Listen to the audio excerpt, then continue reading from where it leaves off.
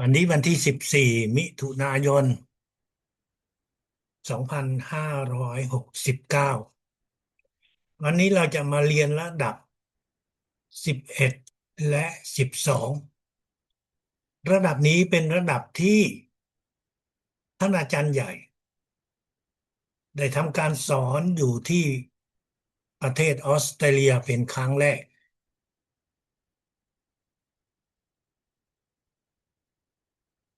การที่ท่านอาจารย์ใหญ่ต้องไปสอนที่ประเทศออสเตรเลียนั้นอันเนื่องมาจากว่าในช่วงเวลานั้น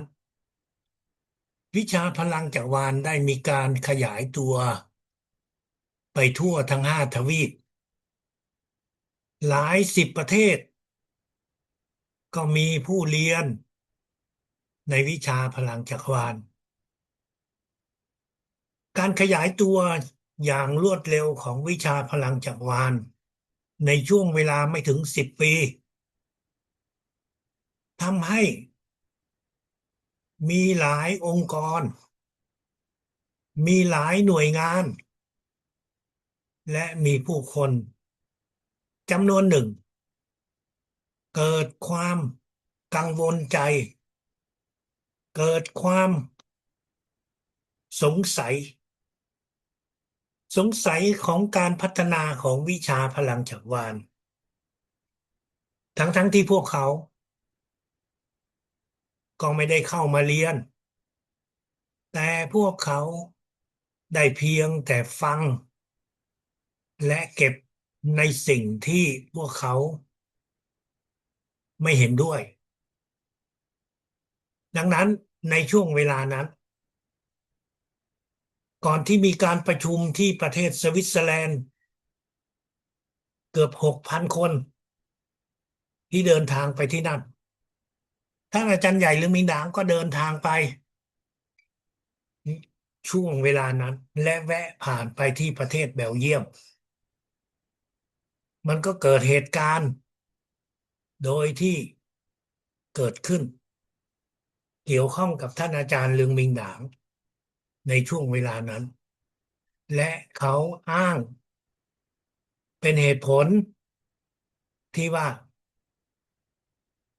ท่านอาจารย์เลืองมิงหนางได้ทำผิดอะไรบางอย่างและได้จับขังท่านอาจารย์ใหญ่เอาไว้เป็นเวลาเกือบ3 เดือนและเมื่อในช่วงเวลานั้นจากการช่วยเหลือของพี่น้องผู้เรียนพลังจักรวาลโดยเฉพาะพี่น้องคนไทยอาจารย์เลืองมิงหนางก็ได้สามารถที่จะออกข้างนอกด้วยเงื่อนไขที่ว่าจะไม่เดินทางไปสอนประเทศต่างๆซึ่งมันเป็นสิ่งที่จำกัดในการที่อาจารย์จะเผยแพร่วิชาพลังจักรวาลและในช่วงเวลานั้นท่านก็ได้เลือกประเทศออสเตรเลียเป็นประเทศที่ท่านพำนักท่านเปลี่ยนจากผู้ถือสัญชาติอเมริกา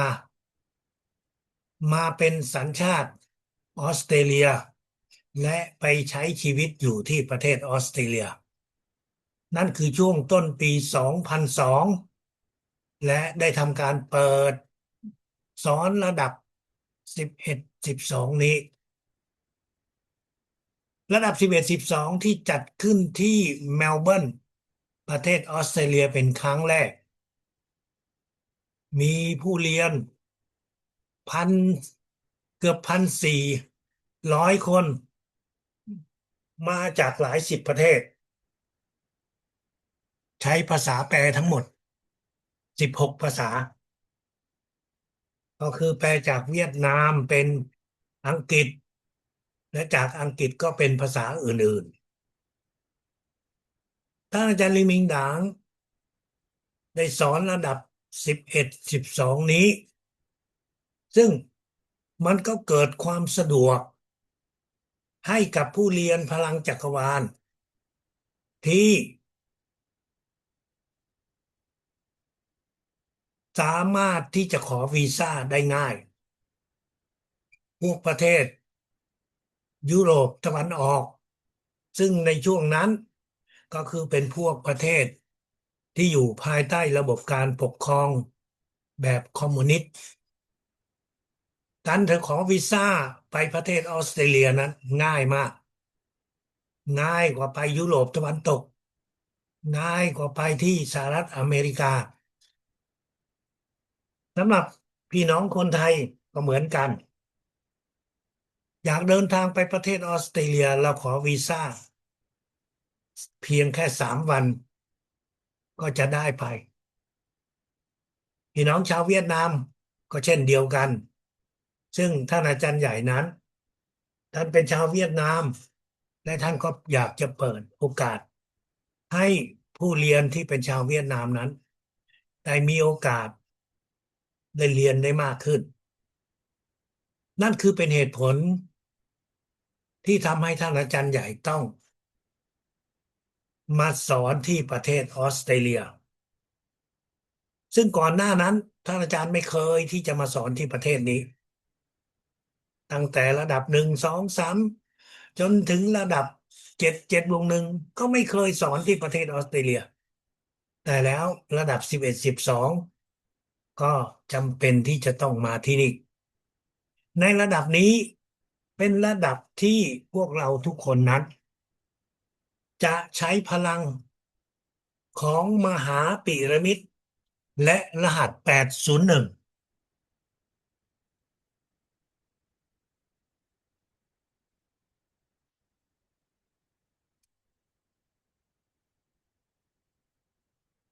ซึ่งจะใช้พลังของมหาปิรามิดและรหัส801ได้เราก็จะต้องฝึกทำสมาธิด้วยพีระมิด13 เซนติเมตรเป็นพีระมิดที่พวกเรานั้นก็ได้เรียนรู้ได้ฝึกฝนตั้งแต่ตอนที่อยู่ในระดับ6พีระมิด13 เซนติเมตรนี้เป็นพีระมิดที่เราจะใช้ในการฝึกทำสมาธิการฝึกสมาธิด้วยพีระมิดนั้นเราจะมองจากยอดลงฐานล่างมองจากยอดลงฐานล่างมองทีละเส้นทีละเส้นในช่วงเวลาทั้งหมดก็คือไม่เกิน30 นาทีพีระมิดนี้มี13 เส้นอย่างที่พวกเราได้รู้แล้วก็มองจากเส้นตั้งแต่เส้นที่1ไปจนถึงเส้นที่13และแต่ละเส้นนั้นเราจะใช้เวลาอยู่ที่2 3 วินาที13 เส้นมันก็จะกินเวลาของเราที่ประมาณ30 วินาทีท่านมองมาถึงด้านล่างแล้วก็ย้อนขึ้นไปข้างบนมองมาถึงด้านล่างแล้วแล้วก็ย้อนขึ้นไปข้างบนจนครบเวลา30 นาทีนั่นคือการทำสมาธิของผู้เรียนระดับ11 12การทำสมาธินี้เราจะทำวันหนึ่งกี่ครั้งก็ได้ตอนเช้าเรามีเวลาเราก็ทำอย่างน้อยที่สุดท่านก็ทำให้ได้5 นาที5 นาทีก็คือท่านมองจากบนลงล่างก็ใช้เวลา30 วินาทีถ้าท่านทำสมาธิ5 นาทีท่านก็จะใช้เวลาเอ่ออยู่5 นาทีก็จะมองขึ้นมองลงเนี้ยโดยประมาณก็คือ10 ครั้งครั้งละ30 วินาที10 ครั้งมันก็จะกินเวลา5 นาทีนั่นคือระยะเวลาที่เราจะฝึกทำสมาธิการทำสมาธินี้ วันหนึ่งท่านจะทำตอนเช้าหนึ่งครั้งกลางวันหนึ่งครั้งก่อนนอนอีกหนึ่งครั้งก็ได้ซึ่งมันจะช่วยให้เรานั้นได้มีจิตที่สงบได้มีจิตที่แม่นยำในการที่เราจะรับและส่งพลังตอนนี้พวกเราทุกคนจะร่วมกันฝึกเป็นตัวอย่างในช่วงเวลา5 นาทีกับปิรามิดถ้าพวกเราทุกคนพร้อมแล้ววางปิรามิดอยู่ด้านหน้า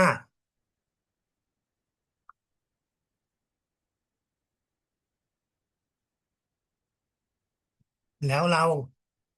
อยู่ในท่าที่เราสบายท่านจะนั่งก็ได้นั่งพับเพียบก็ได้หรือนั่งพิงก็ได้มองไปที่พีระมิดเราจะเริ่มต้นขั้นตอนตามขั้นตอนดังต่อไปนี้อธิษฐานถึงสิ่งศักดิ์สิทธิ์สูงสุดจิตวิญญาณท่านอาจารย์ใหญ่แล้วหลังจากนั้นเราก็ค่อยมองตอนนี้เรามาทำเป็นตัวอย่างมาฝึกด้วยกันเพื่อท่านจะได้ใช้เป็นวิธีการในการที่จะฝึกด้วยตัวท่านเองท่านไม่ต้องออกเสียงฟังแล้วปฏิบัติตามลูกขอสิ่งศักดิ์สิทธิ์สูงสุดจิตวิญญาณท่านอาจารย์ใหญ่ช่วยให้ลูกได้ฝึกสมาธิกับปิรามิดมองจากบนลงล่างมองเส้นที่หนึ่ง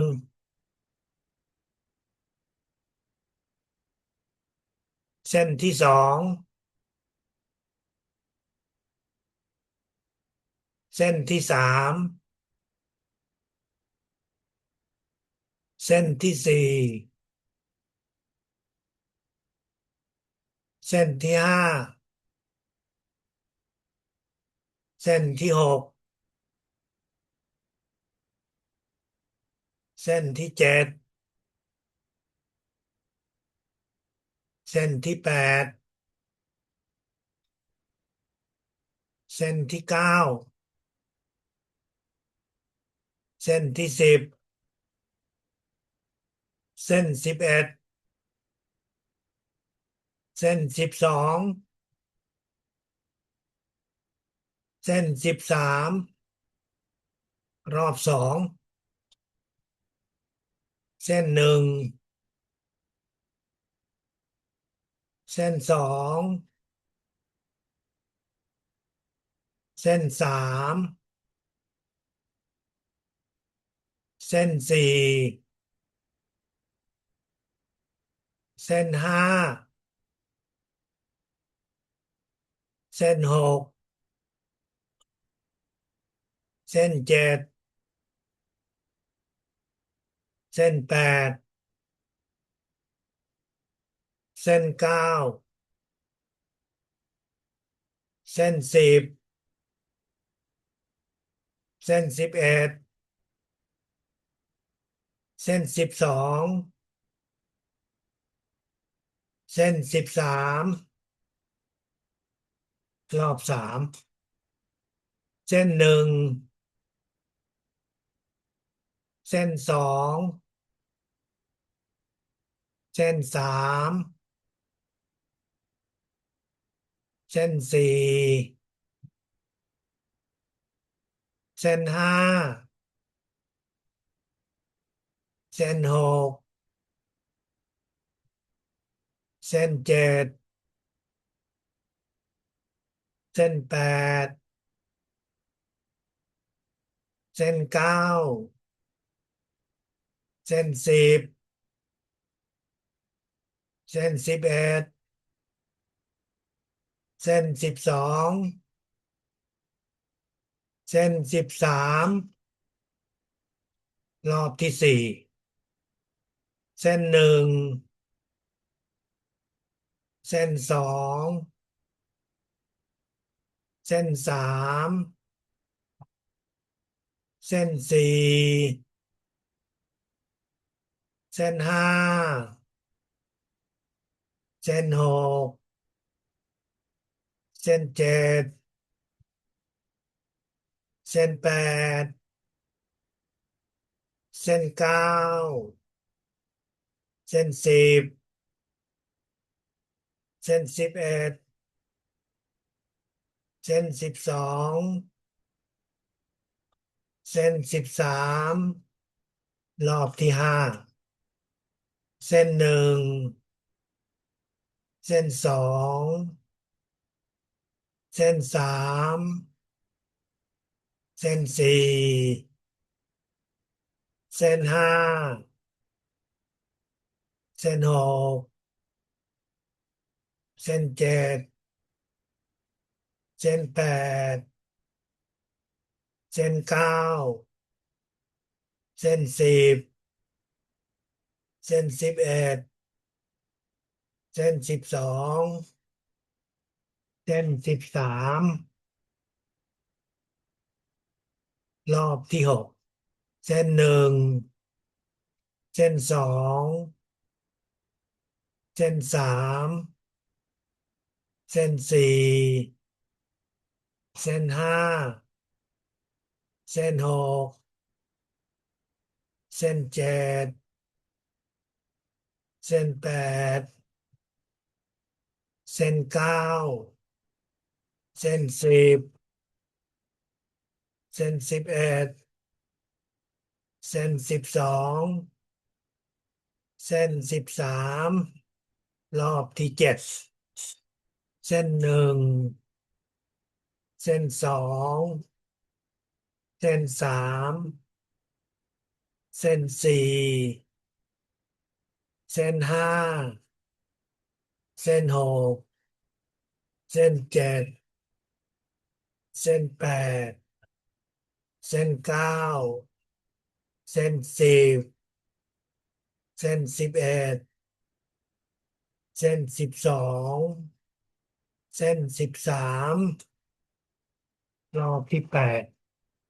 เส้นหนึ่งเส้นสองเส้นสามเส้นสี่เส้นห้าเส้นหกเส้นเจ็ดเส้นแปดเส้นเก้าเส้น10เส้น11เส้น12เส้น13รอบที่9เส้นหนึ่งเส้นสองเส้นสามเส้นสี่เส้นห้าเส้นหกเส้นเจ็ดเส้นแปดเส้นเก้าเส้น10เส้น11เส้น12เส้น13รอบที่10เส้นหนึ่งเส้นสองเส้นสามเส้นสี่เส้นห้าเส้นหกเส้นเจ็ดเส้นแปดเส้นเก้าเส้น10เส้น11เส้น12เส้น13ครบ10 รอบนั่นคือตัวอย่างของการที่เราทำสมาธิกับพีระมิดเราเพ่งทีละเส้นทีละเส้นซึ่งในช่วงเวลาเรามองไปทีละเส้นนั้นบางทีท่านอาจจะสับสนระหว่างเส้นบนกับเส้นล่างไม่รู้ว่ามันเป็นเส้นที่เท่าไหร่ท่านก็ไม่ต้องกังวลใจก็นับลงไปเรื่อยๆลงไปเรื่อยๆพอจนถึงสุดท้ายท่านก็จะรู้ว่าโอ้ เราสับสนไป1 เส้นหรือ2 เส้นไม่สำคัญนะครับท่านก็นับลงไปเรื่อยๆให้ครบ13 เส้นเคยมีคนตั้งคำถามว่าทำไมเราไม่เขียนตัวเลข1 2 3บนเส้นเหล่านั้นเพื่อให้สะดวกต่อการทำสมาธิท่านอาจารย์ใหญ่ก็ให้คำตอบว่าเราใช้จิตของเราใช้สายตาของเรามองไปทีละเส้นทีละเส้นนั้นเมื่อมันไม่มีตัวเลขนั่นมันหมายถึงว่าเราจะต้องฝึกจิตของเรานั้นให้แม่นยำเพราะเราจะใช้จิตของเราเราจะใช้จักระ6ของเราในการรับพลังและส่งไปในจุดต่างๆที่มีอาการเจ็บปวดอยู่บนร่างกายในจุดต่างๆของจักระที่อยู่บนร่างกายดังนั้นการที่เราฝึกมองทีละเส้นทีละเส้นโดยที่ไม่มีตัวเลขนั้นจะเป็นการฝึกของความแม่นยำของจิตของเราเมื่อท่านเกิดความสับสนระหว่างเส้นท่านก็ไม่ต้องตกใจเพราะเมื่อท่านทำไประยะหนึ่งแล้วท่านก็จะจดจำได้ว่าไอ้เส้นที่มันมีความยาวต่างกันนั้นมันจะอยู่ในช่วงเวลาของไหนช่วงของเส้น 5เส้น 6หรือเส้น 7ไม่ต้องกังวลใจในเรื่องนี้ให้ท่านทำไปตามหลักการที่ท่านอาจารย์ใหญ่บอกไว้มองจากบนลงล่างทีละเส้นทีละเส้นนั่นคือสิ่งที่เราสามารถที่จะทำได้ในการฝึกเพื่อให้จิตของเรานั้นได้มีความแม่นยำนั่นคือการทำสมาธิกับพีระมิด13 เซนติเมตรหลังจากที่เราทำสมาธิเสร็จแล้วเราก็จะต้องส่งพลังให้กับตัวเราเองจำไว้นะครับพีระมิด13 เซนติเมตรไม่ใช่พีระมิดที่เราจะรับพลังเป็นเพียงแค่พีระมิดอุปกรณ์ที่จะช่วยให้เราทำสมาธิเท่านั้นในระดับ11 12นี้เราจะรับพลังจากมหาพีระมิดมหาพีระมิดมันจะได้รับความเข้าใจว่ามันมีรูปร่างหน้าตาเป็นยังไงมหาพีระมิดคือแน่นอนมันต้องใหญ่แต่มันเป็นพีระมิดจำนวนมากรวมตัวกันเหมือนกับที่พวกเราได้มองเห็นในรูปภาพนะมันเป็นพีระมิดเล็กๆมารวมตัวกันเหมือนกับเม็ดทรายที่รวมตัวกันเป็นกองทรายนะท่านอาจารย์ใหญ่ใช้คำว่ามหาพีระมิดนั่นก็คือพีระมิดจำนวนมากรวมตัวกันก็เคยมีลูกศิษย์บอกว่าโอ้ท่านใช้คำว่านิยามว่ามหาพีระมิดจำนวนมากมารวมตัวกันนั้นจินตนาการยากมากเพราะเราจะจินตนาการพีระมิดเล็กๆเล็กๆไม่ได้ก็เคยมีบางท่านบอกว่าให้จินตนาการว่าเป็นพีระมิดชิ้นเดียวที่มีขนาดใหญ่ได้ไหมก็เรียกว่ามหาเหมือนกันก็คือใหญ่ไงนะแต่ท่านอาจารย์ใหญ่บอกว่าถ้าคุณจินตนาการไม่ได้คุณก็สามารถจินตนาการแบบนั้นก็ได้แต่จริงๆแล้วสิ่งที่ท่านจะต้องเข้าใจว่ามหาพีระมิดนั้นก็คือพีระมิดจำนวนมากมารวมตัวกันและหากว่าเราไม่สามารถจินตนาการได้เราอย่างน้อยที่สุดท่านก็ต้องออกเป็นคำสั่งว่า เรารับพลังของมหาพีระมิดพร้อมกับรหัส801ส่งคุมมาที่ร่างกายของเรามหาพีระมิดก็คือพีระมิดจำนวนมากรหัส801คืออะไรรหัส801นั้นมันมาจากท่านอาจารย์ได้อธิบายให้เรารู้ว่าเลขหนึ่งก็คือเป็นตัวตั้งของเสาอากาศ เลขศูนย์เป็นตัววงกลมที่อยู่ด้านบน เลข8คือปีกสองข้าง นั่นคือรหัส801ท่านอาจจะคิดลึกเจาะลึกในรหัสนี้เป็นอะไรก็สามารถที่จะคิดได้ แต่สิ่งที่สำคัญให้กับพวกเราได้ฝึกฝนนั่นก็คือตอนที่เราจะรับพลังของมหาพีระมิด กับรหัส801นั้นเราก็จินตนาการว่ามีมหาพีระมิดอ่าพลังของมหาพีระมิดเข้ามารวมตัวคุมในทั้งร่างกายของเรานั่นคือสิ่งแรกที่ท่านจะทำหลังจากนั้นถ้าหากว่าท่านมีอาการเจ็บอยู่ตรงไหนท่านก็คิดรับพลังของมหาพีระมิด ส่งเข้าไปส่งเข้าไปตรงที่ท่านมีอาการเจ็บมีอาการปวดท่านเจ็บที่ท้องท่านก็ออกเป็นคำสั่งว่าพลังของมหาพีระมิดและรหัส801ไปที่ท้องถ้าท่านเจ็บอยู่ที่หน้าอกท่านก็คิดว่าท่านมีพลังรับพลังของมหาพีระมิดและรหัส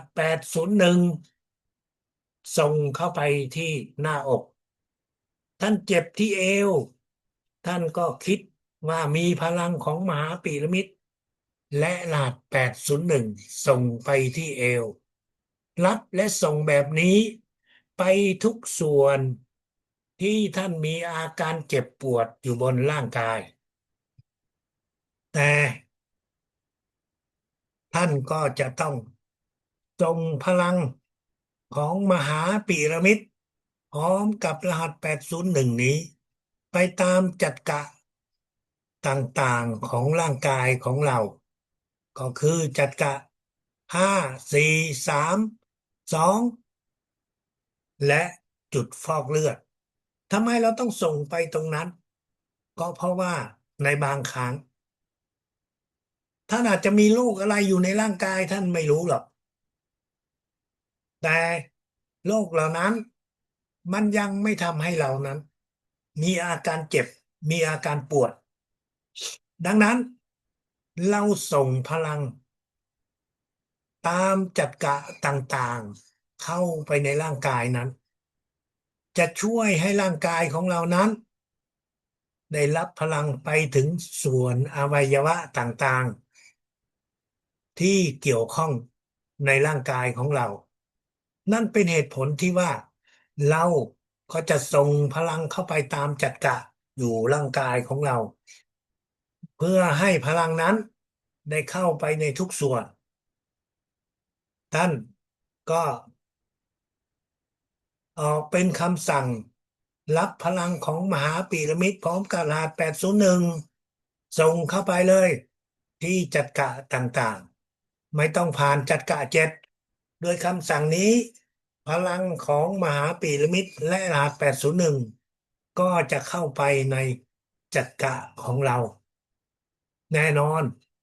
การส่งพลังนี้เราส่งพลังเพื่อให้พวกเซลล์ที่อยู่ในร่างกายของเราให้พวกกล้ามเนื้อพวก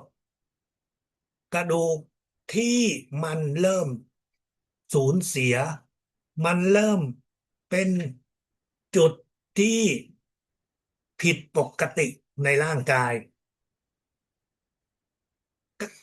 กล้ามเนื้อในร่างกายของเรานั้นบางทีมันอาจจะเริ่มมีความผิดเพี้ยนและส่วน กล้ามเนื้อเหล่านั้นมันก็เริ่มไม่สามารถที่จะทำงานมันก็จะเริ่มงอกตัวมันก็จะเริ่ม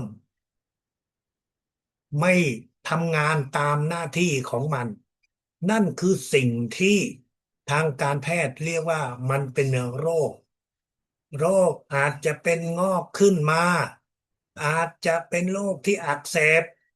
มันไม่ได้งอกขึ้นมาเหมือนกับมะเร็ง แต่มันทำให้อวัยวะส่วนนั้นไม่สามารถทำงานได้ อย่างเช่น เราเห็นว่ามีโรคหนึ่งที่เราเรียกว่าโรคตับแข็ง โรคนั้นตับของเรานั้นไม่ได้โตขึ้นแต่มันไม่สามารถทำงานได้แล้วเพราะเนื่องมาจากตับตรงนั้นมันมีพวกสารอาหารและพวกสารเคมีที่ไม่ย่อยสลายออกไปทำให้ตับของเรานั้นไม่สามารถที่จะทำงานหน้าที่กลั่นกรองได้นั่นคือสิ่งที่มันเกิดขึ้น ในขณะเดียวกันร่างกายของเรานั้นตามวันเวลามันก็มีการเสื่อมมันก็ทำงานแต่มันทำงานด้วยประสิทธิภาพที่ด้อยลงเพราะว่าเราเริ่มมีอายุแทนที่มันจะทำงานได้100%มันก็จะทำงานได้90%80%จึงทำให้เราอ่อนเพลียได้เร็วจึงทำให้ผิวหนังของเรานั้น เริ่มเหี่ยวย่นเริ่มมีริ้วรอยเริ่มเปลี่ยนสีดังนั้นถ้าหากว่าเราส่งพลังให้กับตัวเราทุกวันส่งตามจุดที่ได้กล่าวไว้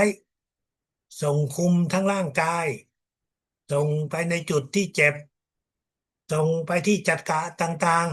ๆก็จะทำให้ร่างกายของเรานั้นได้แข็งแรงขึ้นได้สวยงามขึ้นในผิวพรรณ นั่นคือสิ่งที่ท่านจะได้จากการที่เราส่งพลังให้กับตัวเราเองทุกวัน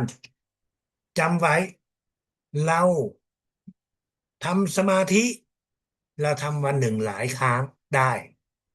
แต่เราส่งพลังให้กับตัวเราเอง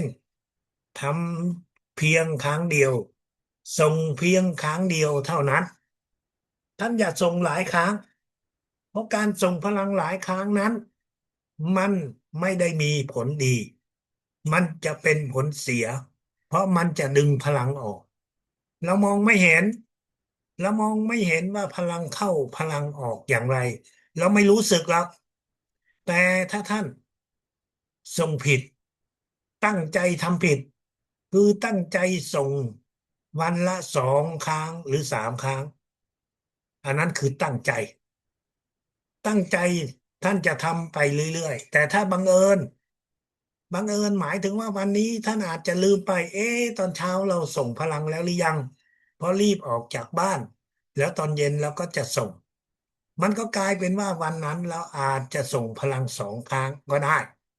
ถ้าตอนเช้าท่านได้ส่งแล้วแต่ท่านลืมไปท่านเกิดคิดว่าโอ้เราออกตั้งแต่เอ่อเช้าเรายังไม่ได้ส่งพลังให้กับตัวเองเราน่าจะลืมไปมั้งท่านก็เลยส่งตอนเย็นอันนั้นคือไม่ได้ตั้งใจ แต่ตั้งใจคือท่านทำ1 ครั้งตอนเช้าตอนเอ่อช่วงค่ำอีก1 ครั้งหรือตอนก่อนนอนอีก1 ครั้งนั่นก็คือการตั้งใจแล้วก็จะทำหลายวันหลายวันและเมื่อท่านส่งพลังให้กับตัวเองหลายวันสิ่งที่จะเกิดขึ้นคืออะไรนั่นก็คือท่านจะเกิดอาการปวดในร่างกาย ท่านจะเกิดอาการปวดที่ศีรษะเพราะว่าท่านได้ส่งพลังผิดวิธีเป็นระยะเวลายาวนานการตั้งใจนี้แน่นอนการทำผิดนี้แน่นอนมีท่านรู้คนเดียวเท่านั้นไม่มีใครรู้เพราะท่านทำอยู่ที่บ้านของท่านท่านก็ไม่ได้ประกาศออกมาแต่คนที่รับรู้อีกคนหนึ่ง เป็นคนที่ท่านมองไม่เห็นนั่นก็คือสิ่งศักดิ์สิทธิ์ นั่นก็คือจิตวิญญาณของท่านอาจารย์หรือมิงหนางเมื่อท่านทำผิดสิ่งศักดิ์สิทธิ์ก็จะเตือนเราว่าส่งพลังแบบนี้ไม่ถูกต้องโดยการที่ทำให้เรามีอาการเจ็บปวดอยู่ในร่างกายท่านก็หยุดท่านก็กลับมาทำตามปกติแค่นั้นไม่มีอะไรเกิดขึ้นเพราะว่าถ้าท่านทำไปเรื่อยๆหนึ่ง ท่านปวดเมื่อยอีกด้านหนึ่งแต่อีกด้านหนึ่งคือพลังที่ท่านส่งไปนั้นจะไม่ได้เป็นการรักษาสุขภาพให้ตัวเองดังนั้นอย่าทำผิดเหมือนกับหมอบอกให้เรากินยา1 เม็ดในแต่ละ1 วันเราก็กินเม็ดเดียวยากิน2 เม็ด ถ้าเรากินวันเดียวเผลอเรากินไปวันเดียวไม่เป็นไรแต่ถ้าหลายวันเนี่ยแน่นอนผลดีจะตามไม่ดีนั้นก็จะตามมานั่นคือเราการส่งพลังให้กับตัวเราเองเมื่อเราส่งพลังให้กับตัวเราเองแล้วในวิชาพลังจักรวาลท่านอาจารย์ใหญ่ก็บอกว่าเราควรที่จะส่งพลังให้กับผู้เจ็บป่วยคนอื่นเพื่อเป็นการฝึกฝนอยู่ในตัวเรา เพื่อเป็นการทำบุญเพื่อเป็นการช่วยเหลือ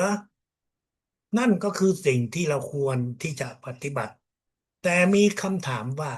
เราควรจะเลือกส่งให้ใครคนที่อยู่รอบข้างที่เรารู้จักนั้นมีมากมายแต่คนที่ท่านควรจะเลือกที่สุดคือใครก็ต้องบอกว่าคนแรกที่สุดก็คือคุณพ่อและคุณแม่ของเรา ท่านต้องส่งพลังให้กับคนนี้หากว่าท่านคุณพ่อและคุณแม่ท่านยังมีชีวิตอยู่เราก็จะต้องเลือกส่งให้คนเหล่านี้เป็นอันดับแรกตามมาก็คือคุณตาคุณยายคุณปู่คุณย่าคุณทวดทั้งหลายถ้ามีใครยังมีชีวิตอยู่เราก็ควรที่จะส่งให้กับท่านเหล่านั้นนั่นคือการส่งพลังให้กับคนรอบข้างในอันดับแรกๆตามมาท่านก็จะควรที่จะส่งพลังให้กับลูกๆหลานๆลูกตรงนี้ก็คือลูกที่โดยกำเนิดหรือว่าลูกสะใภ้ลูกเขยและหลานทั้งหลายอาจจะเป็นลูกเลี้ยงก็มีแต่นั่นก็คือเราเรียกว่าลูกดังนั้นท่านก็จะส่งพลังให้กับลูกๆหลานๆท่านอาจจะมีหรือท่านอาจจะยังไม่มีท่านก็จะมีเพื่อนของท่านจะมี2 รูปแบบคือเพื่อนตั้งแต่ตอนเด็กๆสนิทอยู่ยาวนานรู้จักกันยาวนานแต่บางทีเพื่อนเหล่านี้เราก็ลืมไปหมดแล้วเราก็จะมีเพื่อนที่รู้จักในที่ทำงานเพื่อนที่เพิ่งเรารู้จักใหม่เราก็มาสามารถที่จะส่งพลังให้กับคนเหล่านี้เลือกมากี่คนแล้วส่งพลังนั้นเราใช้เวลาให้แต่ละคนนั้นอยู่ที่ประมาณ2 นาที ถ้าท่านส่ง10 คนก็ใช้เวลา20 นาทีหรือ30 คนท่านก็เลือกมา10 คน20 คนเท่านั้นส่งตอนเช้าตอนเย็นส่งเป็นการส่วนตัวให้กับคนเหล่านี้การที่ท่านส่งพลังให้กับคนเหล่านี้นั้นในขณะที่เราทำสมาธิส่งพลังให้เขาแต่พวกเขานั้นไม่ได้ทำสมาธิร่วมกับเราพวกเขาทำอะไร พวกเขาอาจจะยังนอนหลับอยู่พวกเขาอาจจะไปทำงานพวกเขาอาจจะไปตลาดพวกเขาอาจจะไปออกกำลังกายไปห้างสรรพสินค้าไปกิจกรรมต่างๆของแต่ละคนแต่เรานั่งสมาธิส่งพลังให้กับพวกเขาดังนั้นการส่งพลังนี้เรามีจิตมีใจที่จะส่งไป แต่คนเหล่านั้น เขาไม่ได้อยู่ในจิตในใจที่จะรับดังนั้นสิ่งที่เราควรจะทำนั่นก็คือท่านเขียนข้อความสั้นๆว่าลูกขอสิ่งศักดิ์สิทธิ์สูงสุดจิตวิญญาณท่านอาจารย์ใหญ่ช่วยให้ลูกส่งพลังให้กับคุณพ่อคุณแม่ได้มีสุขภาพแข็งแรงหายจากโรคภัยไข้เจ็บข้อความลักษณะอย่างนี้ท่านส่งให้กับคุณพ่อคุณแม่ส่งให้กับลูกส่งให้กับหลานส่งให้กับญาติพี่น้องส่งให้กับเพื่อนที่เราได้ส่งพลังเมื่อเราส่งข้อความเหล่านี้คือเราได้ทำการเชื่อมต่อทางจิตใจเราไม่ได้ส่งพลังใจเราไม่ได้ส่งกำลังใจเราส่งพลังทางจิตวิญญาณนั่นก็คือพลังของมหาปีระมิดและรหัส801แต่เราเชื่อมต่อจิตใจด้วยข้อความที่ได้กล่าวไว้จะทำให้คุณพ่อคุณแม่ได้มีความสุขมีความปลื้มใจที่ได้เห็นลูกกตัญญูจะทำให้ลูกๆทั้งหลายมีความสุขที่ได้เห็นคุณพ่อคุณแม่ได้ส่งพลังให้พวกเขาเพื่อนเราที่ได้รับข้อความเขาก็จะมีความสุขเพราะว่าเราได้ส่งความรักที่ไม่มีเงื่อนไขความเมตตาไปถึงคนเหล่านั้นแล้วส่งพลังที่เราส่งนั้นคือพลังทางจิตวิญญาณจิตวิญญาณของพวกเขาจะได้รับรู้จะได้เกิดการพัฒนาแต่จิตใจของพวกเขาก็จะมีความสุขนั่นคือสิ่งที่เราควรจะฝึกควรจะปฏิบัติในขณะเดียวกันสำหรับบางท่านทำอาชีพดูแลผู้ป่วยทำอาชีพดูแลผู้สูงอายุทำอาชีพดูแลคนไข้นั่นก็คือโอกาสที่ว่าท่านมีเวลาทั้งวันท่านจะเลือกช่วงเวลาไหนที่เหมาะสมท่านก็ส่งพลังให้กับผู้สูงอายุให้กับผู้ป่วยที่ท่านได้ดูแลจำไว้ว่าเราส่งพลังด้วยจิตด้วยจักระหกดังนั้นเมื่อท่านจะส่งพลังให้กับผู้ป่วยเหล่านี้ท่านก็ส่งด้วยพลังจิตแต่ท่านมีโอกาสที่จะวางมือจงวางมือไปที่จักระหกจักระเจ็ดวางมือไปที่เขามีอาการเจ็บวางมือไปที่จักระต่างๆเพื่อเป็นจิตวิทยาให้กับคนเหล่านี้เขาจะมีความสุขอย่างมากเขาอาจจะยังไม่เข้าใจในเรื่องของพลังเขาอาจจะไม่มีความรู้แต่อย่างน้อยที่สุดทางจิตวิทยาเขาก็จะมีความสุขนั่นคือสิ่งที่พวกเราทุกคนสามารถที่จะส่งพลังให้กับพ่อแม่ญาติพี่น้องลูกหลานของพวกเราจงมีความมั่นใจมีความสุขว่าถึงแม้พวกเขาเหล่านั้นไม่ได้เชื่อในวิชาพลังจักรวาลไม่ได้เชื่อในพลังที่เราส่งให้กับพวกเขาแต่เราก็จะส่งเราต้องเข้าใจว่าความเชื่อในวิชาพลังจักรวาลนั้นมันมาจากระดับการพัฒนาจิตวิญญาณของพวกเรานั้นของแต่ละคนนั้นไม่เหมือนกันแม้ว่าเขาจะเป็นคนที่มีอายุมากกว่าเราหรืออายุน้อยกว่าเราแต่ละคนนั้นก็เป็นดวงจิตวิญญาณ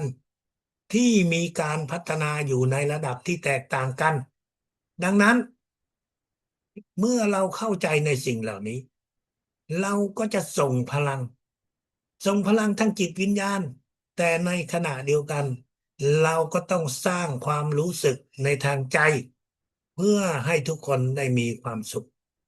นั่นคือการส่งพลังแบบรายบุคคลส่วนเวลาที่เหลือแน่นอน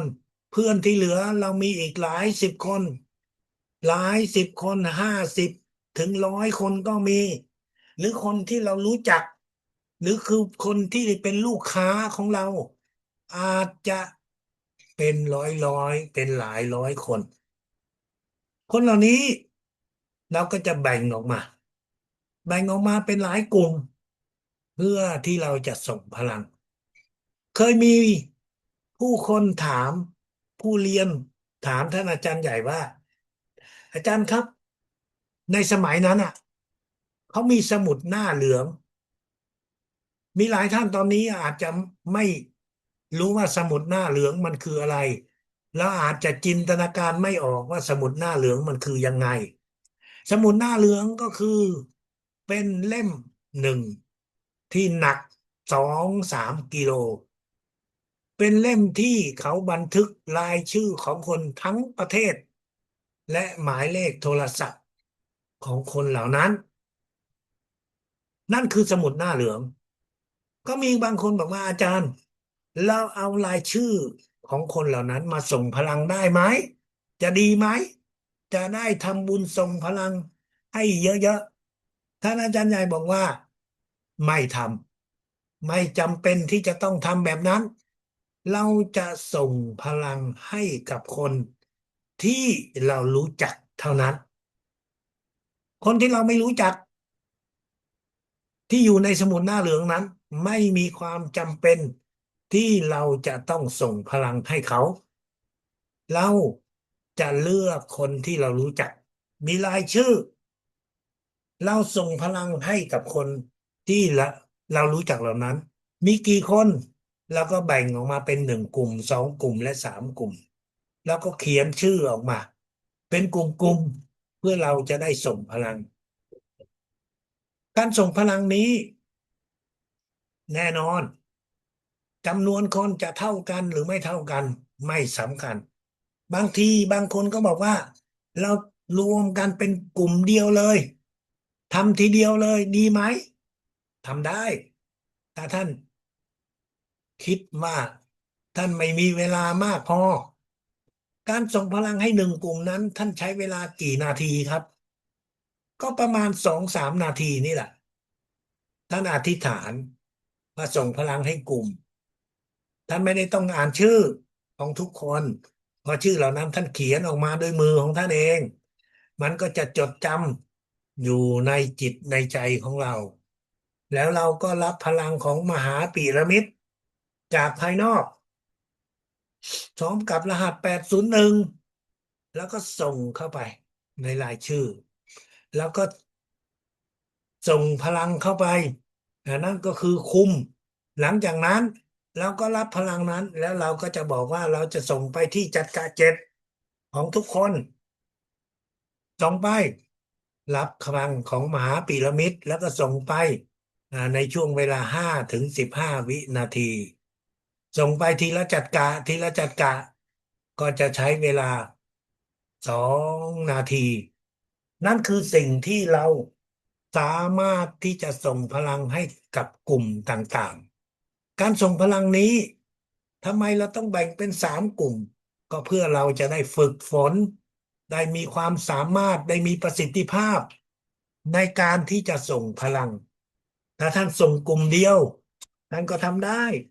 แต่ว่าท่านสูญเสียโอกาสในการฝึกฝนเท่านั้น การส่งพลังเป็นกลุ่มนั้นมันยังมีการส่งพลังเป็นกลุ่มที่เรียกว่าเฉพาะกิจทำไมเรียกว่าเฉพาะกิจก็เพราะว่าเราอาจจะไปบางสถานที่เราไปวัดเราไปร่วมกิจกรรมอะไรบางอย่างแล้วเราเจอกับคนที่อยู่ที่นั่นอยู่ในห้องประชุมด้วยกันอยู่ในสถานที่ด้วยกันเราก็จะส่งพลัง คุมไปทุกคนที่อยู่ในห้องนั้นเราไม่รู้หรอกว่าในห้องนั้นมีกี่คน เราไม่รู้หรอกว่าห้องนั้นเป็นคนที่เรารู้จักหรือไม่แต่นั่นเป็นกลุ่มบุคคลที่อยู่ซึ่งหน้าเราก็จะส่งพลังเข้าไปแล้วเราก็จะรับพลังใช้จัดกะหกของเราจินตนาการรับพลังจากภายนอกพร้อมกับรหัส801แล้วออกคำสั่งว่าส่งไปที่จัดกะเจ็บของทุกคนรับแล้วก็ส่งไปที่จัดกะห้าของทุกคนรับแล้วก็ส่งไปที่จัดกะสี่3 2และจุดฟอกเลือดใช้เวลาแต่ละครั้งนั้นอยู่ที่ประมาณห้าและไม่เกิน15 วินาทีดังนั้น1 กลุ่มเราก็จะใช้เวลาไม่เกิน2 นาทีนั่นคือสิ่งที่เราจะส่งพลังเป็นกลุ่มแบบเฉพาะกิจเพราะว่าวันนี้เราอาจจะไปเจอพวกเขาแต่พรุ่งนี้เราไม่อาจจะเจอหรือว่าเราไปเรียนแล้วมีคนจำนวนหนึ่งที่เขาอยู่ในห้องด้วยกับเราเรียนสัปดาห์หนึ่งอาจจะ5 วันแล้วก็ส่งได้5 วันอีก2 วันไม่มีเราก็ไม่ไปนั่นคือการส่งพลังที่เป็นกลุ่มแบบเฉพาะกิจแบบเป็นรายชื่อที่เรามีอยู่ท่านอาจารย์ใหญ่บอกให้เราฝึกส่งพลังแบบฉุกเฉินทำไมเราต้องส่งพลังแบบฉุกเฉินการส่งพลังแบบฉุกเฉินคือการที่เราไม่รู้ล่วงหน้าการที่เราไม่รู้ว่าเมื่อไหร่เราจะต้องทำมันเหมือนกับที่เมื่อเราเดินอยู่ถนนเราเห็นอยู่ดีๆก็มีคนล้มอยู่ข้างหน้าอยู่ดีๆก็มีอุบัติเหตุแล้วเราก็จะเข้าไปช่วยเหลือแต่ในกรณีของการส่งพลังนั้นท่านไม่รู้ล่วงหน้าหรอกอย่างเช่นรถของปอเต็กตึงวิ่งผ่านแน่นอนรถพยาบาลรถปอเต็กตึงที่วิ่งผ่านนั้นท่านไม่สามารถที่จะบอกว่าหยุดรถคันนั้นแล้วเราจะเข้าไปส่งพลังได้มัน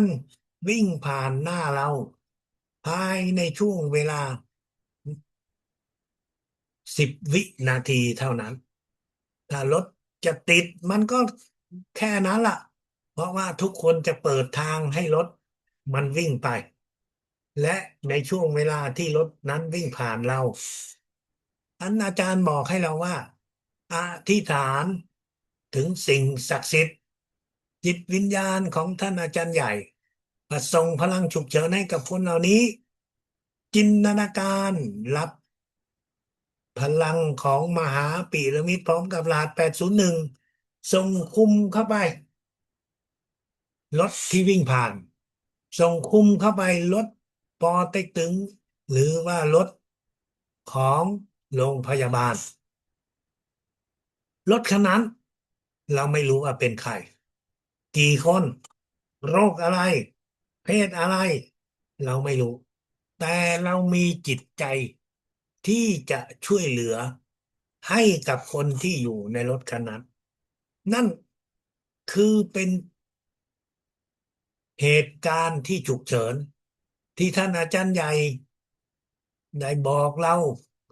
ให้เราว่าฝึกส่งพลัง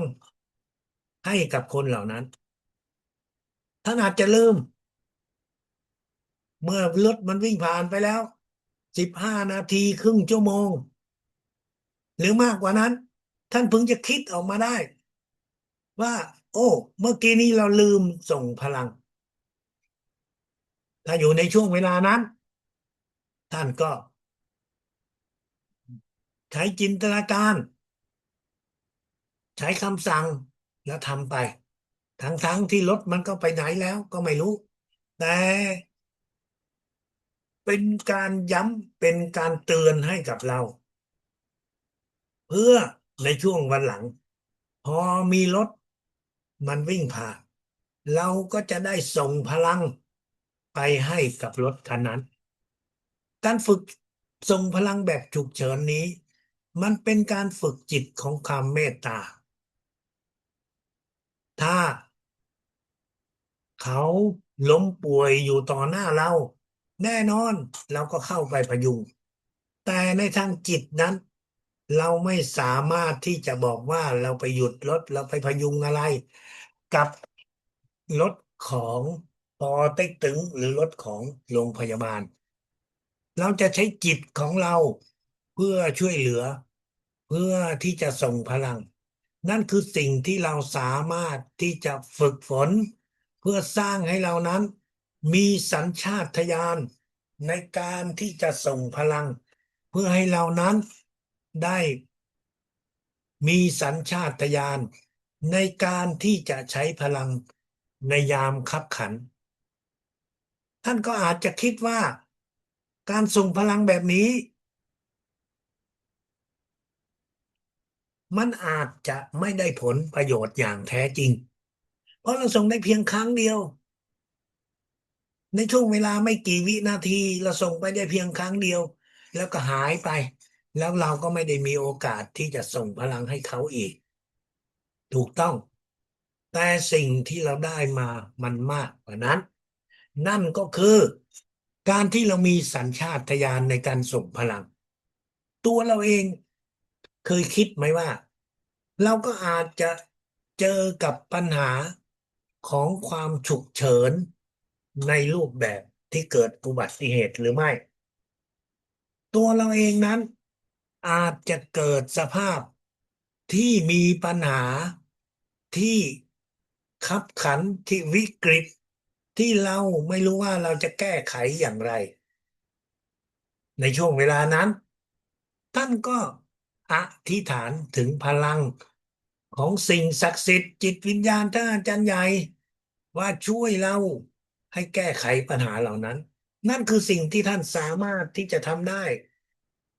แต่ท่านทำได้อย่างกระทันหันว่องไวเหมือนกับครอบครัวหนึ่งที่อยู่ประเทศบัลแกเรียหรือฮังการีผู้ชายคนนั้นฝรั่งคนนั้นเขาบอกว่าเขาพาครอบครัวไปเที่ยวขับรถไปถึงพื้นตรงพื้นที่หนึ่งก็ปรากฏว่ามันมีสัตว์วิ่งตัดหน้าจึงทำให้เขานั้นต้องหักพวงมาลัยและมันก็เกิดอุบัติเหตุรถก็ลันก็กลิ้งลงข้างทางในช่วงเวลานั้นเขาบอกว่าเขาก็ทันทีทันใดนั้นในจิตของเขานั้นก็ร้องขึ้นไม่ได้ออกเป็นเสียงนะครับเพียงแค่ในจิตของเขาก็ร้องขึ้นขอความช่วยเหลือจากท่านอาจารย์จากสิ่งศักดิ์สิทธิ์ของพลังจักรวาลและสิ่งที่มันเกิดขึ้นหลังจากอุบัติเหตุตำรวจมาถึงตำรวจก็แปลกใจมาช่วยเหลือก็บอกว่าที่นี่เคยมีอุบัติเหตุแบบนี้แต่ครั้งนี้ตำรวจแปลกใจที่ว่าแม้ว่าในรถนั้นมีครอบครัว4-5 คนแต่ไม่มีใครบาดเจ็บสาหัสบาดเจ็บเล็กน้อย ตำรวจก็แปลกใจแต่ก็ถือว่าพวกคุณโชคดีมากเพราะอุบัติเหตุแบบนี้หลายต่อหลายรายมันสาหัสนั่นก็คือการที่เราจะได้รับความช่วยเหลือจากสิ่งศักดิ์สิทธิ์จิตวิญญาณท่านอาจารย์ใหญ่เมื่อเราสามารถที่จะเรียกร้องขอความช่วยเหลือเหล่านี้ได้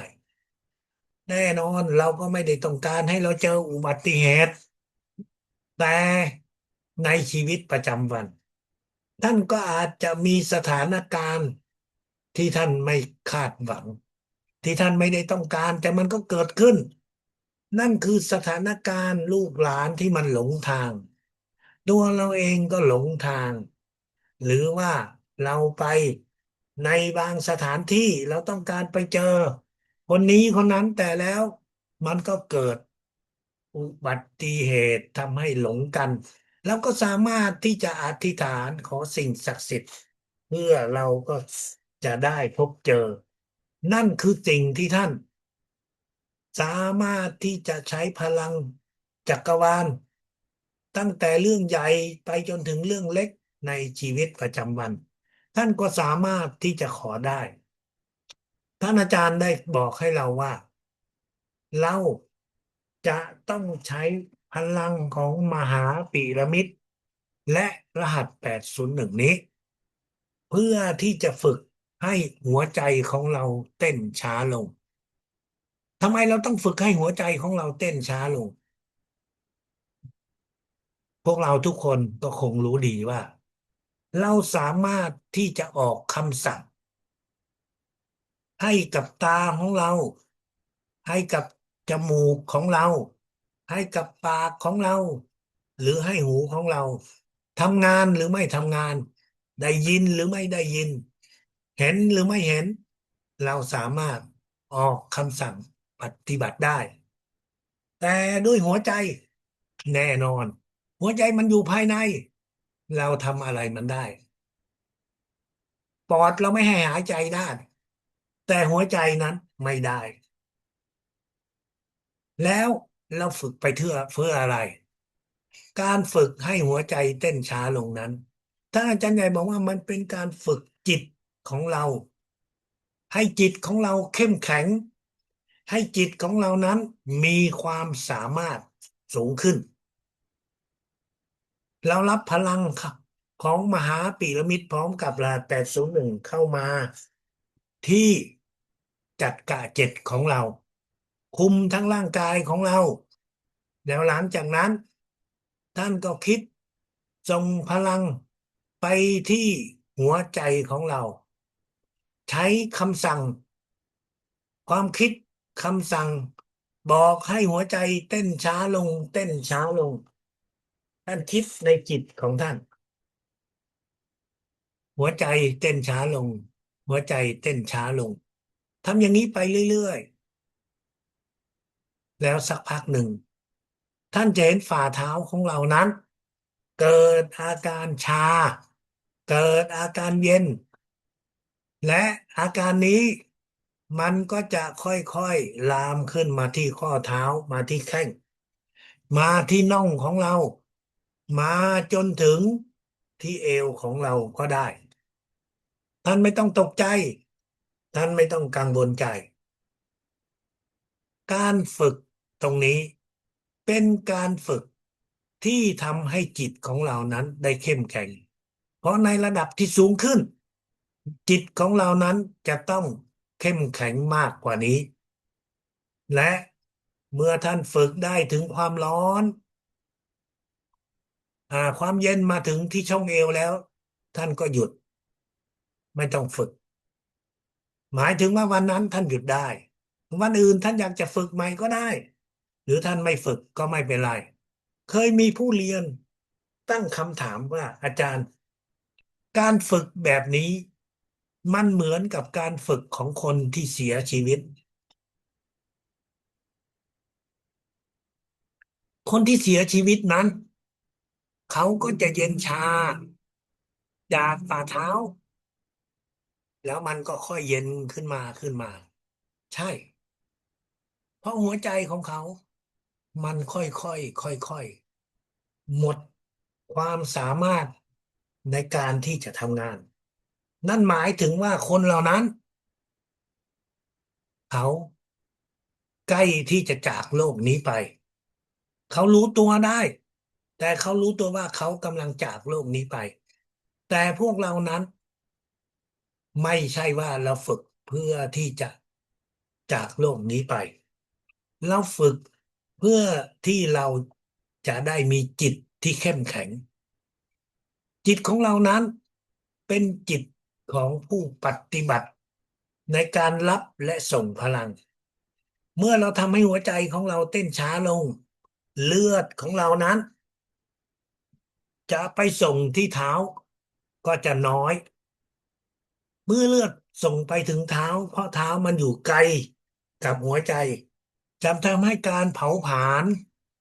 อยู่ที่ฝ่าเท้าของเราอยู่ที่ขาของเรานั้นมันก็น้อยลงเมื่อการเผาผลาญนั้นมันน้อยลงก็หมายถึงว่าอุณหภูมิ ที่อยู่ที่นั่นมันก็จะต้องลดลงการฝึกนี้ผู้ที่เป็นโรคหัวใจเราจะไม่ฝึกการฝึกนี้คนที่มีเครื่องช่วยหัวใจก็จะไม่ฝึกเพราะว่าเครื่องอิเล็กทรอนิกส์ที่ช่วยการเต้นของหัวใจนั้นถ้าหากมันเจอกับคลื่นของพลังจักรวาลคลื่นของมหาพีระมิดและรหัส801มันอาจจะทำงานผิดพลาดไปดังนั้นเราจึงจะไม่ฝึกในรูปแบบนี้ท่านอาจารย์ลึงมิงหดางตั้งแต่ตอนที่ระดับ7 และ 7+1ท่านได้บอกให้กับผู้เรียนว่าใคร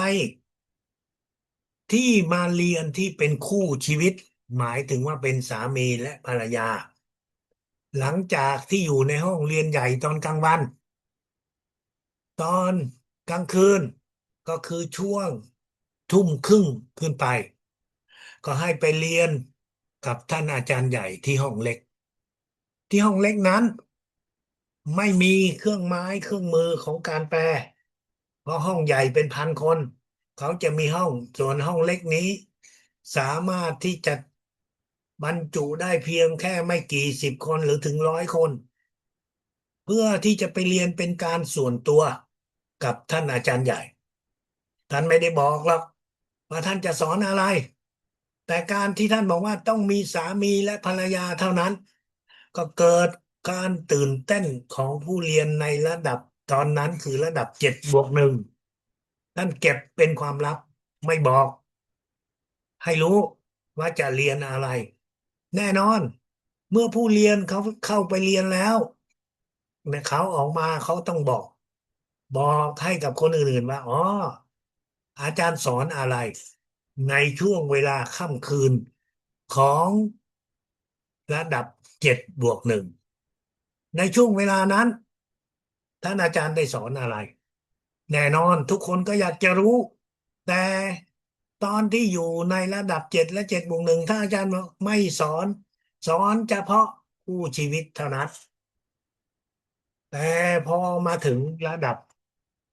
11 12ทุกคนที่เคยรู้เหตุการณ์นี้เขารู้แล้วว่าท่านอาจารย์ใหญ่สอนอะไรแต่เขาต้องการให้อาจารย์สอนอย่างเปิดเผยและส่งพลังให้กับทุกคนว่าหากว่าจะไปเรียนมีอยู่ในห้องเรียนทั้งสามีและภรรยาหรือไม่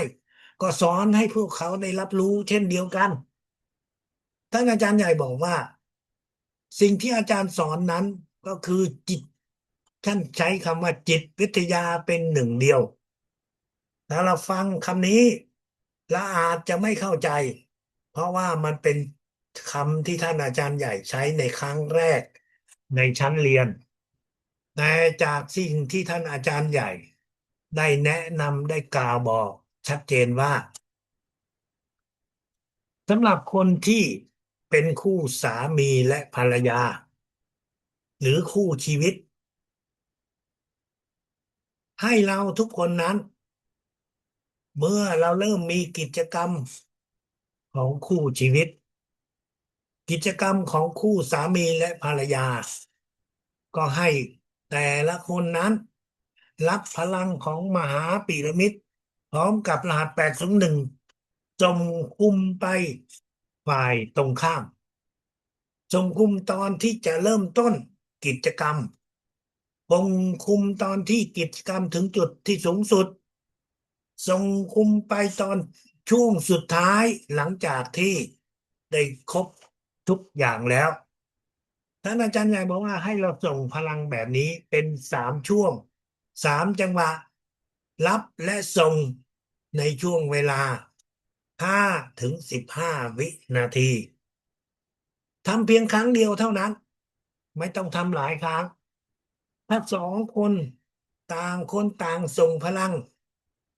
ลที่จะได้นั้นจะได้100%แต่ถ้าหากมีฝ่ายเดียวผลก็จะได้อยู่ที่60และ70%นั้นผลที่จะได้นั้นคืออะไร นั่นก็คืออันดับแรกที่ชัดเจนมากขึ้นนั่นก็คือหลังจากที่มีกิจกรรมร่วมแล้วเราก็จะไม่มีอาการเหนื่อยล้าเราจะรู้สึกมีความสุขและสดชื่นอย่างมากๆแต่ท่านอาจารย์ใหญ่บอกว่านั่นไม่ใช่สิ่งที่สำคัญ สิ่งที่สำคัญและเป้าหมายของการส่งพลังนี้คืออะไร นั่นก็คือการที่เกิดการพัฒนาการรู้แจ้งทางจิตวิญญาณ นั่นก็คือการที่ทำให้จิตของเรานั้นได้เกิดความเข้าใจ การรู้แจ้ง การเรียนรู้ ไม่ใช่ส่งพลังเพื่อเป็นการเสพสุข นั่นคือสิ่งที่พวกเราทุกคนจะต้องเข้าใจว่าเราส่งพลังในช่วงเวลานี้ด้วยเป้าหมายของการพัฒนาทางจิตวิญญาณทำไมท่านอาจารย์จึงแนะนำและสอนให้กับพวกเราใช้พลังจักรวาลในช่วงเวลานี้ในคู่ชีวิตพวกเราทุกคนต่างก็รู้ดีเมื่อสองคนที่อยากจะมีชีวิตอยู่ด้วยร่วมกันนั่นก็คือการที่พวกเขานั้นจะมีกิจกรรมร่วมและสองคนคนนี้ถ้าหากว่าเขาถูกขัดขวางด้วยอะไรขัดขวางด้วยที่พ่อแม่ไม่เห็นด้วยกับการที่พวกเขาจะแต่งงานใช้ชีวิตร่วมกันขัดขวางด้วยญาติพี่น้องหรืออย่างอื่นๆเราจะเห็นว่าพลัง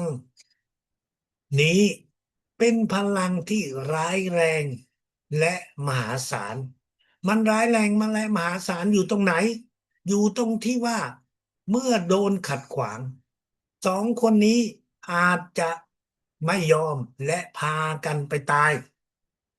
ด้วยการกระโดดน้ำหรือตายด้วยการกินยาพิษหรือตายด้วยการใช้การยิง นั่นมันบ่งบอกว่าพลังของคู่ชีวิตที่มันจะปลดปล่อยนั้นมันเป็นพลังอันตรายและมหาศาลดังนั้นท่านจึงให้พวกเรานั้นฝึกฝนส่งพลังในช่วงเวลาที่เรามีกิจกรรมร่วมเหล่านี้ถ้าพวกเราขยายความมองไปอีกเราก็จะเห็นว่าผู้ปฏิบัติทางจิตวิญญาณนั้น เขามีกฎเกณฑ์เขามีกฎระเบียบที่ว่าคนสองเพศนั้นถ้าคุณจะฝึกและปฏิบัติทางจิตวิญญาณคุณก็จะต้องแยกตัวออกจากคู่ชีวิตออกจากชีวิตปกติไปอยู่ในสถานที่ที่มีแต่เพศเดียวกันเท่านั้นไม่ว่าจะเป็นเพศไหนก็ต้องแยกออกมาแล้วอยู่ที่เดียวกัน นอกเหนือจากนั้นก็จะไม่สามารถที่มีความสัมพันธ์เหมือนกับคนทั่วไปจะมีข้อกำหนดหลายๆอย่างนั่นมันบ่งบอกว่าพลังของทางเพศนี้มันอันตรายขนาดไหนมันมีผลกระทบต่อการพัฒนาทางจิตวิญญาณอย่างมากมายมีผู้เรียนบางคนก็เกิดคำถามว่าอาจารย์คะ แล้วถ้าหากว่าคนที่เขาเป็นคนใช้ชีวิตโดดเดี่ยวคือเขาไม่มีคู่ชีวิตหรือบางคนที่เขาใช้ชีวิตแบบปฏิบัติทางจิตวิญญาณก็จะสามารถใช้เทคนิคนี้ได้อย่างไรท่านอาจารย์ก็บอกว่าจริงๆแล้วเมื่อคนเรายังเป็นมนุษย์อยู่เมื่อคนเรายังอยู่ในช่วง ของวัยที่จะมีกิจกรรมความรู้สึกฮอร์โมนในร่างกายนั้นมันเป็นสิ่งธรรมชาติที่ทุกคนมีอยู่แต่หากมันมีเกิดความรู้สึกเราก็รับพลังแล้วก็ส่งไปสถานที่ต่างๆส่งไปบุคคลต่างๆส่งไปกิจกรรมต่างๆนั่นคือสิ่งที่เราเรียกว่าเพื่อเป็นการพัฒนาทางจิตวิญญาณของเราจะได้สูงขึ้นไม่ใช่ว่าเราส่งพลังเพื่อดับเพื่องดในสิ่งเหล่านั้นแต่มันเป็นช่วงเวลาของการที่เราจะยกระดับความสามารถของทางจิตวิญญาณของเรานั่นคือเป็นเหตุผลที่ว่าทำไมเริ่มจากระดับ11 12นี้ท่านจึงแนะนำให้กับพวกเราว่าเมื่อไหรเรามีกิจกรรมคู่ชีวิตเราก็ควรที่จะใช้ช่วงเวลานี้เพื่อพัฒนาทางจิตวิญญาณของเราสูงขึ้นอย่าคิดว่าเราส่งพลังนี้ก็เพื่อที่จะเสพสุขการส่งพลังจากวานนั้นในมื้ออาหารของเรารับประทานอาหารเราอาจจะรับประทานคนเดียวหรือรับประทานร่วมอีกหลายคนก็ให้ท่านอย่าลืมอย่าลืมรับและส่งพลังของมหาปีระมิดพร้อมกับรหัส801ส่งไปที่โต๊ะอาหารส่งไปที่โต๊ะอาหารนี้มันก็จะช่วยให้อาหารของเรานั้นได้มีประสิทธิภาพที่ดีขึ้นได้อร่อยขึ้น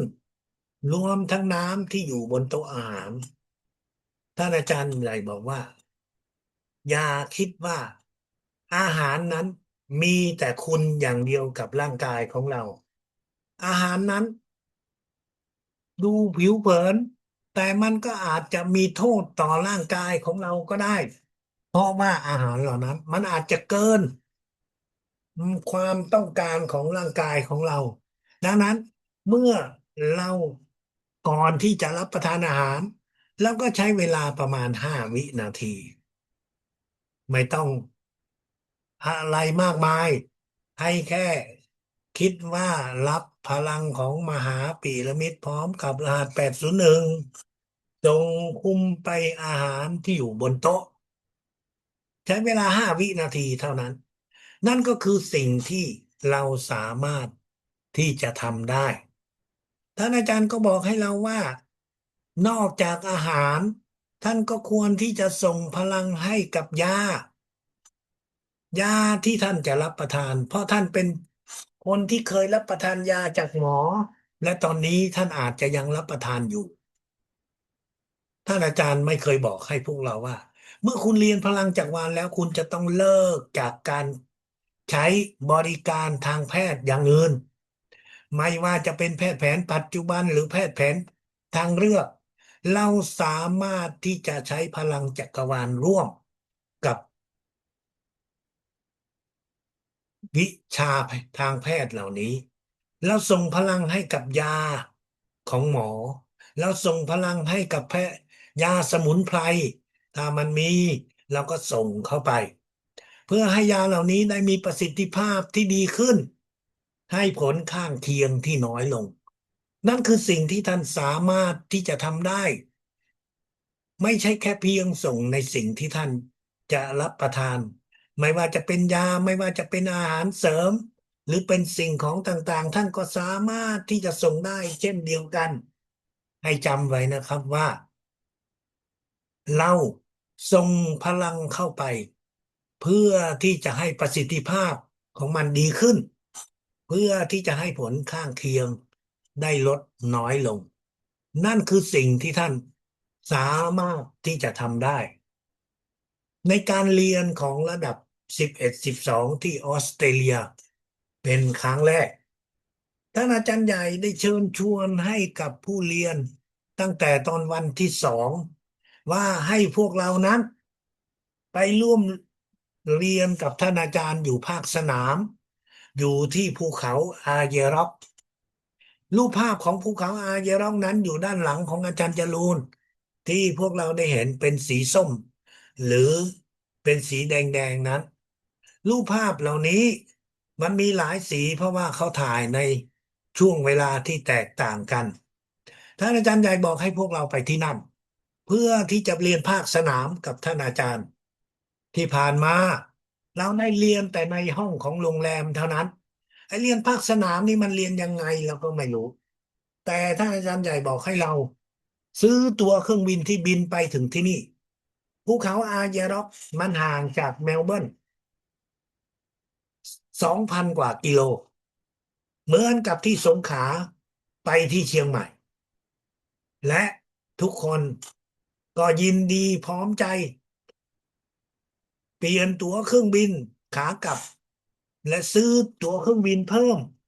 ไปที่ภูเขาอาเยร็อกเพราะตั๋วเครื่องบินไปภูเขาอาเยร็อกก็ไม่แพงเท่าไหร่เราก็ได้ เปลี่ยนตั๋วเครื่องบินเมื่อเราเรียนจบที่เมลเบิร์นวันที่6ทุกคนก็บินไปที่นั่นเกือบ100%ที่บินไปที่ภูเขาอาเยร็อกเราไปที่นั่นถึงวันที่ใช้เวลาบินก็ประมาณ2-3 ชั่วโมงไปถึงที่นั่นเช้าวันถัดไปเรามาเจอกับท่านอาจารย์ใหญ่เวลา9 โมงตามนัดหมายแต่แล้วอาจารย์ไม่เห็นอาจารย์9 โมง10 โมงเจ้าหน้าที่ผู้ที่ดูแลการประชุมก็ออกมาบอกว่าอาจารย์บอกว่าอาจารย์ไม่มีตั๋วเครื่องบินอาจารย์จึงบินมาไม่ได้นั่นก็คือเขาเอาแฟกซ์ก็คือจดหมายที่ท่านอาจารย์ได้ส่งมาอ่านให้พวกเราอาจารย์บอกว่าให้พวกเรานั้นอยู่ที่นี่ในช่วงเวลาตามที่ได้นัดหมายไว้ก็คือ3 วันก็คือเราจะเข้าไปในภูเขาอาญาร็อกและให้เดินรอบๆภูเขาเพราะภูเขาแห่งนี้เส้นที่รอบๆภูเขานั้นก็อยู่ที่ประมาณ4 กิโลเมตรท่านมองในรูปภาพภูเขาแห่งนี้ก็เหมือนเม็ดขนุนแล้วก็จะเดินรอบๆภูเขาเดินไปแล้วก็ทำสมาธิไปภูเขาแห่งนี้ท่านอาจารย์อย่างว่ามันเป็นสถานที่ศักดิ์สิทธิ์ท่านรู้ไหมสมัยนั้นอ่ะพวกเราทุกคนอ่ะไม่มีอะไรที่จะได้ดูภูเขาดีเท่ากับในช่วงหลังในช่วงหลายปีที่ผ่านมาท่านก็ตอนนี้ท่านก็สามารถที่จะใช้ Google Map มองจากอวกาศลงมาท่านจะเห็นว่าภูเขาอาเยร็อกนี้เป็นรูปของมหาพีระมิดครับเป็นรูปสามเหลี่ยมเหมือนกับมหาพีระมิดนั่นก็คือสิ่งที่ท่านอาจารย์ใหญ่ได้เชิญชวนพวกเราทั้งที่อาจารย์เองก็ไม่รู้ว่าภูเขาแห่งนี้คือมหาพีระมิด อาจารย์รู้ว่ามันศักดิ์สิทธิ์เพราะอาจารย์เคยไปอาจารย์บอกให้พวกเราเดินรอบๆทำสมาธิแล้วก็มองไปที่ภูเขาเพื่อที่จะได้ติดต่อทางจิตกับสิ่งศักดิ์สิทธิ์เพื่อที่จะได้เรียนรู้นั่นก็คือสิ่งที่ท่านอาจารย์ใหญ่บอกให้กับพวกเราท่านบอกให้กับพวกเราว่าในขณะที่พวกเราเดินรอบๆนั้นเป็นกลุ่ม5 คน 7 คนแล้วแต่ก็ให้ฝึกโทรจิตด้วยกันฝึกโทรจิตคืออะไรก็คือเรา2 คนนั่งห่างกัน2-3 เมตรแล้วมองหากันแล้วก็ส่งพลังของมหาพีระมิดพร้อมกับรหัส801ไปคุมเพื่อนที่อยู่ข้างหน้าต่างคนต่างส่งพลังคุมไปแล้วก็ส่งจิตของเราความคิดอะไรบางอย่างที่เราส่งให้เพื่อนเพื่อให้เพื่อนลองรับรู้สิดูว่าเราส่งอะไรให้เขาและเขาก็ส่งมาให้เราแล้วทำสมาธิด้วยกัน5 นาที10 นาทีแล้วลองเอามาพูดกันดูว่าเราได้คิดว่าเรารับได้อะไร สิ่งเหล่านี้มันอธิบายให้เรารู้ว่าเมื่อ2,500กว่าปีก่อนที่ลุมพินีที่พระสงฆ์หลายพันรูปมารวมตัวกันที่ลุมพินีที่พระพุทธองค์กำลังปฏิบัติธรรมนั้นเขาบอกว่าวันเวลานั้นพวกพระหลายพันรูปนั้นได้มารวมตัวกันโดยบังเอิญมันไม่บังเอิญหรอกครับพระในรุ่นนั้นในช่วงเวลานั้นพวกพระเหล่านั้นท่านก็ได้สามารถที่โทรจิตกับพระพุทธองค์ดังนั้นได้รับข้อมูลได้รับข้อความและบอกต่อกันจึงทำให้พระหลายพันรูปมารวมตัวกันนั่นคือการโทรจิตที่ท่านอาจารย์ใหญ่ได้สอนไว้ให้กับพวกเราฝึกในยามที่พวกเราไปภูเขาอาเยร็อกท่านอาจารย์บอกให้ว่านอกจากฝึกกับท่านอาจารย์ฝึกกับพวกเขาพวกเราก็ส่งพลังของมหาพีระมิดและรหัส801ส่งไปที่ท่านตามรูปส่งไปและขอให้ท่านสอนในทางจิตให้กับพวกเรา นั่นคือสิ่งที่พวกเราได้จากการเดินทางไปภูเขาอาเยร็อกแต่สิ่งที่มันได้ที่สำคัญมากที่สุดนั่นก็คือท่านอาจารย์ใหญ่ต้องการให้พวกเรานั้นไม่ยึดติดกับตัวท่าน มีท่านอยู่หรือไม่มีพวกเรานั้นก็จะต้องมีความมั่นใจในวิชาพลังจักรวาลด้วยตัวเราเองเราเรียนรู้ด้วยตัวเราเองเราพัฒนาความสามารถด้วยตัวเราเองไม่ใช่ว่าจะต้องมีอาจารย์เราถึงจะพัฒนาได้แน่นอนในช่วงแรกเราเรียนรู้กับท่าน พอเราเติบโตถึงระดับหนึ่งเราก็จะต้องเริ่มที่จะพัฒนาตัวเราเองกับสิ่งศักดิ์สิทธิ์โดยตรงไม่ใช่ว่าจะต้องมีอาจารย์อยู่ข้างๆเราถึงจะพัฒนาได้จบระดับ1112ถ้าไหนมีคำถามอะไรท่านก็สามารถที่จะถามได้